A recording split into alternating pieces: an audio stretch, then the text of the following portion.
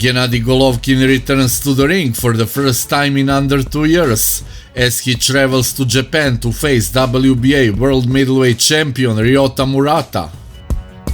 The WBA, IBF and IBO middleweight titles are on the line inside Saitama Super Arena. He has the tools, even though they're eroding, he has the tools to beat the Muratas. Golovkin last fought in December 2020, defending his IBO and IBF world middleweight titles against Kamil Jeremeta. Golovkin won by a corner retirement in another classic performance. I'm in great mood and I'm really excited. In the opposing corner, Murata has also been inactive.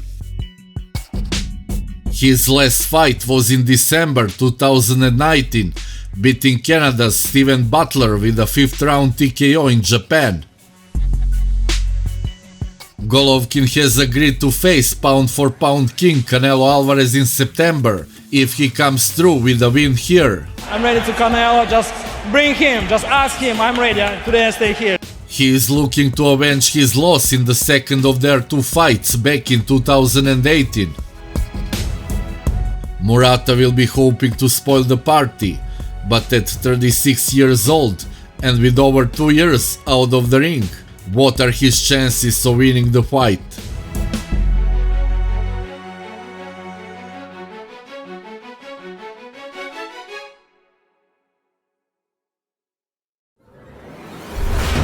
Gennady Golovkin will be answering many questions this Saturday about how much he has left of his formidable power and skills when he fights Ryota Murata in a 12-round battle.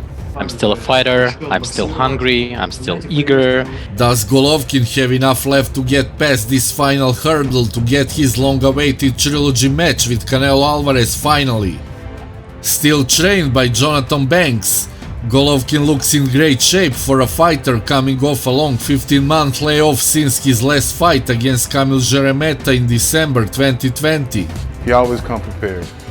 So that's just how the model he is. Golovkin had been fighting once a year since his loss to Canelo Alvarez, but he skipped a year in 2021 due to his fight against Murata getting moved from December to April because of COVID restrictions. A fight with you and Gennady Golovkin would be bigger than Mike Tyson was at the Tokyo Dome.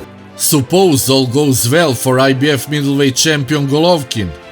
In that case, he'll defeat WBA super champion Murata and will be in a position to fight for the undisputed 168 pounds championship against Canelo Alvarez on September 17th.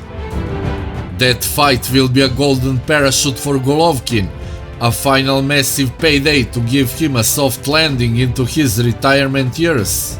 That was an epic middleweight title fight, and I'd love to see a third one. Murata stands in Golovkin's way and presents a formidable threat to his dream third contest against Alvarez.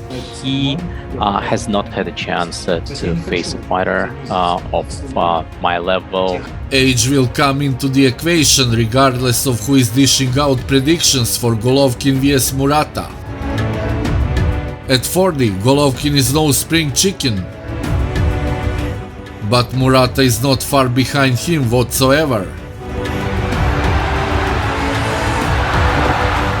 The London 2012 gold medalist is 36. That's just 4 years between the man labeled as some old grandpa and the young buck set to usurp him. However, age doesn't tell the whole tale.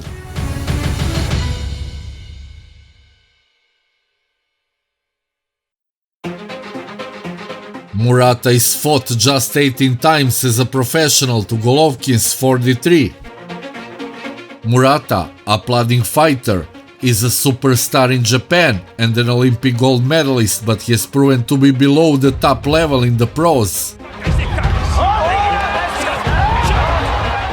Having dropped decisions to Hassan Endam and Rob Brandt, he returned to stop them both in immediate rematches. Murata is what we call a belt holder or paper champion. He has a world title in his possession, but he didn't beat anyone good to win the strap. Murata hasn't defended his WBA middleweight title since December 2019 when he beat Steve Butler. He is just sitting on the title and not fighting, which isn't good for the WBA contenders that have been waiting all this time.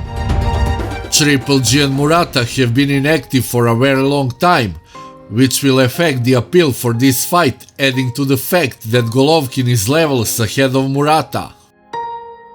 Murata has been in fewer wars and has had far less distance covered than the Kazakh superstar. The 36-year-old is undoubtedly a tough opponent for Triple G.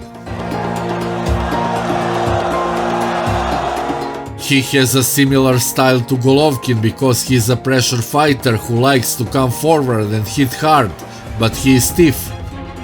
It only took 3 years for Golovkin to receive his first major title fight.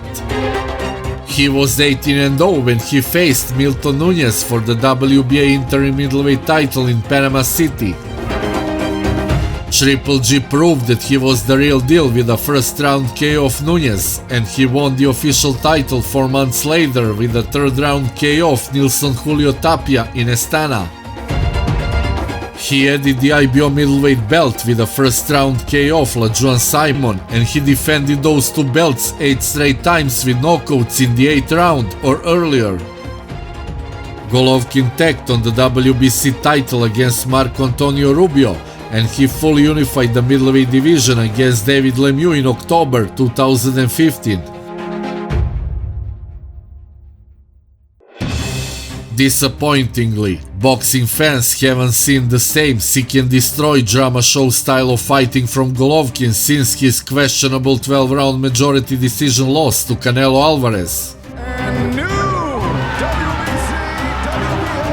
That style of fighting made Golovkin so successful, and of course, it made him a worldwide superstar. He's still Gennady Golovkin, man. He's a heck of an athlete. He's a heck of a puncher. For the 40-year-old Golovkin to beat Murata, he must bring back some of the old Mexican style that he used in the past. Both fighters will make a lot of money in Japan, but it's hard to take it seriously as being a true unification clash due to the inactivity of both champions. Golovkin and Murata are still considered middleweight champions by the sanctioning bodies, but it's difficult to see them as such given their inactivity. I feel great, ready, and really eager to get in the ring. While the Golovkin-Murata fight hasn't registered with US boxing, it does hold meaning for what could happen later this year in a possible trilogy match between Golovkin and Canelo Alvarez on September 17th.